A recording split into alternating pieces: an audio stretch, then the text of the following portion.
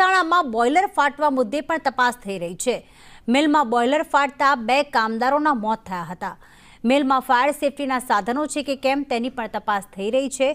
Police, FSL અને પ્રાંત અધિકારીની હાજરીમાં મિલમાં સર્ચ કરવામાં આવી રહ્યું છે। યાસિર કાગજી અમારી સાથે જોડાઈ ગયા છે। યાસિર, કઈ રીતે આખી ઘટના બની?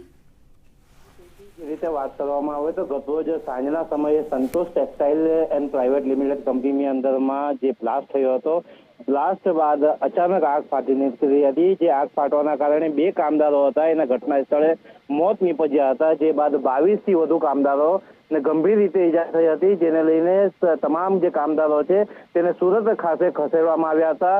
ફાયરની ટીમો જે છે આગ ઓલવવામાં લાગી હતી। મોડી રાત્રે આગ પર કાબુ મેળવી દેવાયો હતો। ખાસ કરીને વહેલી સવારે સર્ચ ઓપરેશન ચાલુ કરવામાં આવ્યું છે। કંપનીની અંદરમાં આગ એટલી ભીષણ હતી કે કંપનીની સાથે બાજુમાં આવેલી જે મિલ છે, મિલ પણ આગની ચપેટમાં આવી ગઈ હતી।